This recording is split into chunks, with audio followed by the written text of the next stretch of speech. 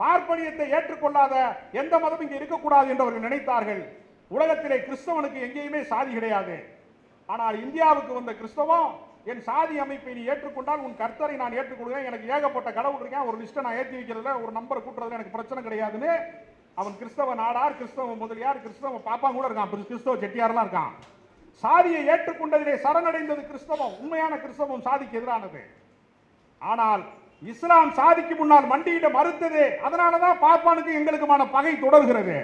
ஏன் பார்ப்பனியத்திற்கு மீதான இஸ்லாமியர்களுக்குமான பகை என்பது வெறும் வன்முறை சார்ந்ததல்ல. நாதராம் கோட்சே அவன் கொலை செய்கிறான். இந்தியாவிலே நடந்த முதல் வன்முறையை அவன் தான் பாப்பான் தான் செய்கிறான்.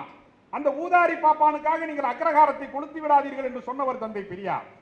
தனி மனித வன்முறையை தூண்டக்கூடாது என்று சொன்னவர் பெரியார். பெரியார் சொல்றாரு, நாங்கள் இனப்பகையை தூண்டவில்லை, பார்ப்பனர்களுக்கும் எங்களுக்கும் இடையே இருக்கக்கூடிய ஆதிக்கம் தான் தடையாக இருக்கிறதே தவிர ஒரு சமூகத்தை வெறுக்க கற்றுக் கொடுப்பது என்பது என்னுடைய பணி அல்ல என்று சொல்கிறார். அப்ப அவருக்கு பார்ப்பனர்கள் மீது வன்மம் கிடையாது. அவர் நினைச்சிருந்தார்னா காந்தி படுகொலை நேரத்தில் அக்ரஹாரத்தை கொளுத்தி இருக்க முடியும். அதை அவர் ஒருபோதும் செய்யவில்லை. அவர் அன்பைத்தான் போதித்தார், மனித நேயத்தை தான் போதித்தார். அதனால் தான் உலகத் தலைவர் தந்தை பெரியார்.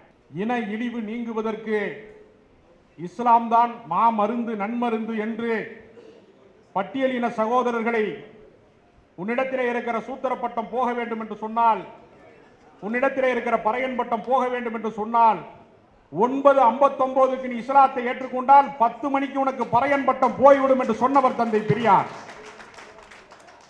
ஜாதி என்கிற நச்சுமரம் வெட்ட வெட்ட தலைத்துக் கொண்டே இருக்கிறது. கடவுள் என்கிற அடிமரத்தை வெட்டாமல் சாதி என்கிற கிளை மரத்தை என்னால் சாய்க்க முடியவில்லை என்று தந்தை பெரியார் அவர்கள் பதிவு செய்திருக்கிறார்கள். அவர் எடுத்த எடுப்பிலேயே கடவுள் மறுப்பை பேசவில்லை. அவர் தொடக்கத்திலே சொன்னார், சாதி கூடாது என்று சொன்னார். அப்படி சொல்லாதீர்கள், அது சாஸ்திரத்திலே இருக்கிறது என்று சொன்னார்கள். அப்படி என்றால் சாஸ்திரமும் கூடாது என்கிறேன் என்று சொன்னார். அப்படி சொல்லக்கூடாது, அது வேதத்திலே இருக்கிறது என்று சொன்னார். அப்படி என்றால் வேதம் கூடாது என்று சொல்கிறேன் என்று சொன்னார்.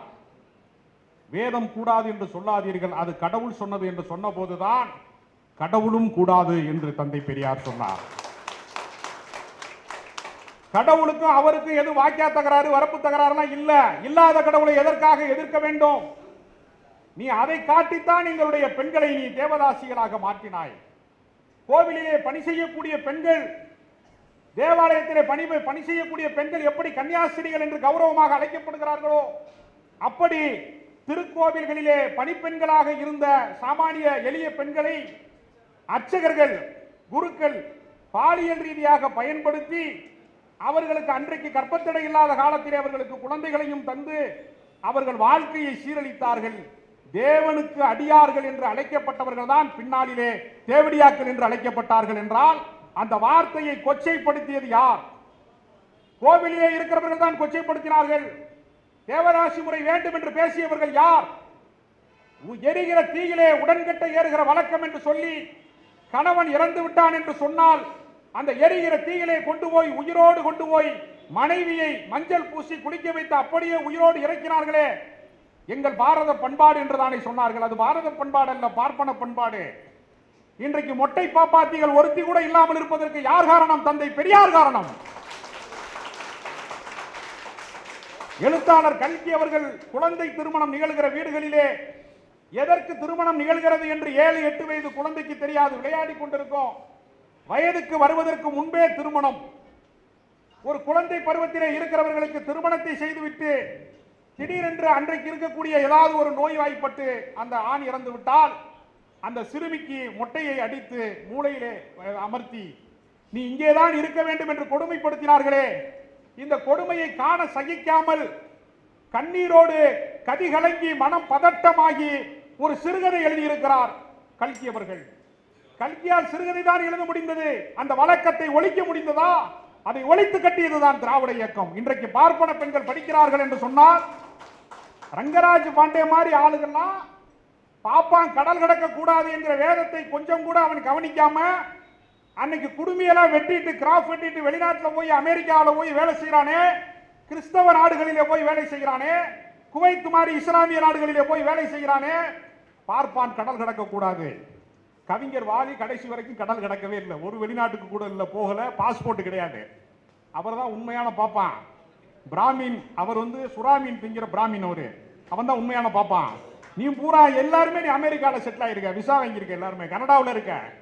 நீ அவர் எனக்கு முன்னால் பேசின மைனர் சொன்னார்ல, திப்பு சுல்தான் விடுதலைக்கு போராடிய திப்பு சுல்தானை காட்டி கொடுத்த பூரணையா என்பவன் ஒரு பாப்பான். அவன் தான் நிதியமைச்சர். எல்லாமே திப்பு சுல்தானுக்கு அவன் தான் கூகுள் மேப் எல்லாமே காட்டுவான். ஆனால் பிரிட்டிஷ்காரனை இனி வெல்ல முடியாது என்று தெரிந்த போது பிரிட்டிஷ்காரனிடத்திலே திப்பு சுல்தானை காட்டி கொடுத்தவன் பூரணையா. சிப்பாய்களில் ஒருவனாக செத்து கிடந்தான் திப்பு சுல்தான். அவன்தான் முதல் விடுதலை புலி என்று வரலாற்று ஆசிரியர்கள் எழுதுகிறார்கள் என்றால் காட்டி கொடுத்தவர்கள் யார் என்று வரலாறு இன்றைக்கு நம்மை காட்டி கொடுத்துக் கொண்டிருக்கிறது. அதனால இஸ்லாமியர்களுக்கும் திராவிட இயக்கத்துக்குமான உறவை ஒரு சில புரோக்கர்கள் வந்து கெடுத்துவிட முடியாது என்பதை நான் ஒரு பிறப்பால் இஸ்லாமியன். என்னுடைய பெயர் அமீர் அப்பாஸ்.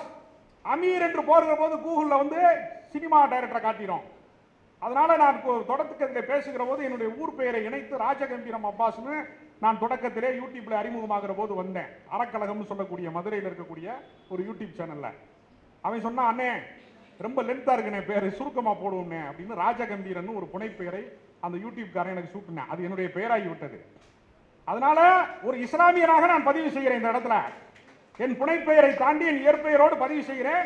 இஸ்லாமிய சமூகத்தை யாருமே நீங்க வந்து பெரியாரிடமிருந்து பிரிக்க முடியாது. இந்த வேலையை செய்யறவன் யாருன்னா, கும்பகோணத்தில் அன்னை கல்லூரின்னு ஒன்று நடத்திக்கிட்டு ஃபீஸ் கட்ட முடியாத பிள்ளையெல்லாம் பாலியல் ரீதியான வேட்டைக்கு அழைக்கிற ஹுமாயூன்கிற ஒரு பொறுக்கி பையன் தான் செஞ்சுட்டு இருக்கான். அந்த பொறுக்கி பயலுக்காக வேண்டி ஒட்டுமொத்த இஸ்லாமிய சமூகமும் ஒரு நாள் போகாது. விவரம் தெரியாத அரசியல் ஜெனிலியாக்கள் கொஞ்சம் பேர் இங்க பேசிட்டு இருக்கிறாங்கிறது எல்லாருக்கும் தெரியும். வரலாற்றிலே திராவிட இயக்கத்துக்கு, அதாவது நான் உங்க தொடக்கத்தில் குறிப்பிட்டேன், ஜாதி என்கிற நச்சுமரம் வெட்ட வெட்ட தலைத்துக் கொண்டே இருக்கிறது, கடவுள் என்கிற அடிமரத்தை வெட்டாமல் சாதி என்கிற கிளைமரத்தை சாய்க்க முடியவில்லை என்று.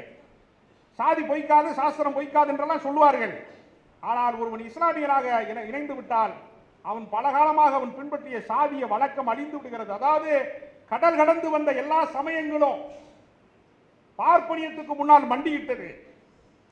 எல்லா சமயங்களும் பார்ப்பனியத்துக்கு முன்னால் மண்டியிட்டது. பார்ப்பனியத்தை ஏற்றுக்கொள்ளாத பௌத்தம் இந்த மண்ணை விட்டு அகற்றப்பட்டது. புத்தரினுடைய மதம் தான் இந்த மண்ணிலே இருந்திருக்க வேண்டும்.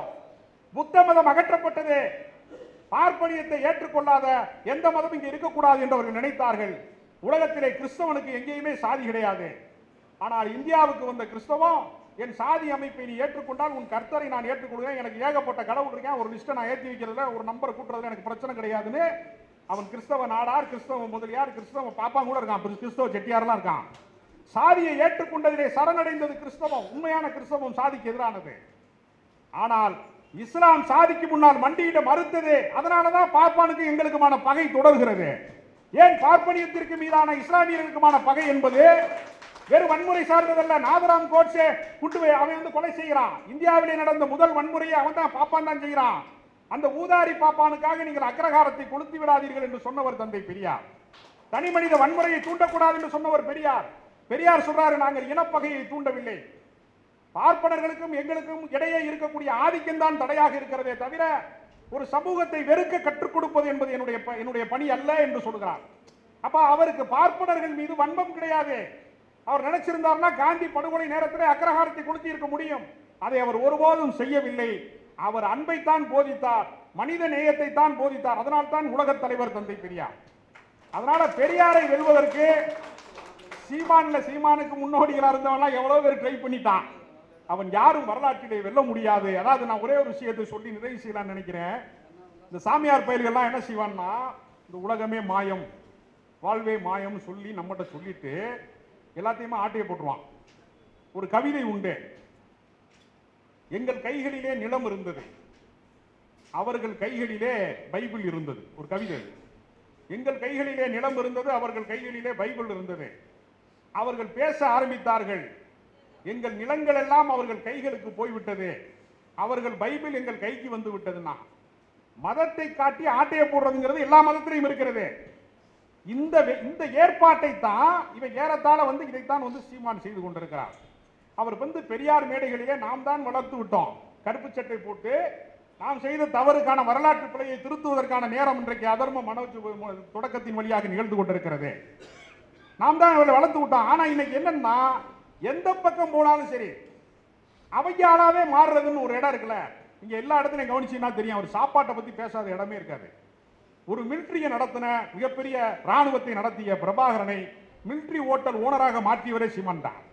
ஆமகரி சாப்பிட்டோமா அதை சாப்பிட்டோமான்னு சொன்னது. இப்ப சமீபத்தில் இப்ப மான்கறி வரைக்கும் வந்திருக்கிறாப்ல.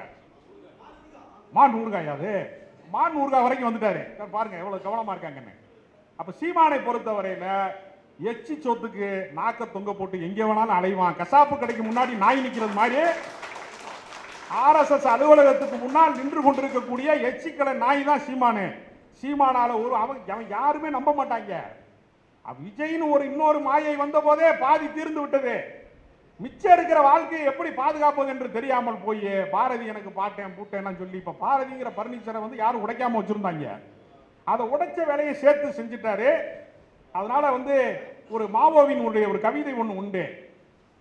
செங்கொடி ஏந்தி வருகிறார்கள், செங்கொடி ஏந்தி வருகிறார்கள், செங்கொடி இயக்கத்தை அழிப்பதற்காக எதிரிகள் செங்கொடி ஏந்தி வருகிறார்கள் ஒரு மாவோ கவிதை உண்டு.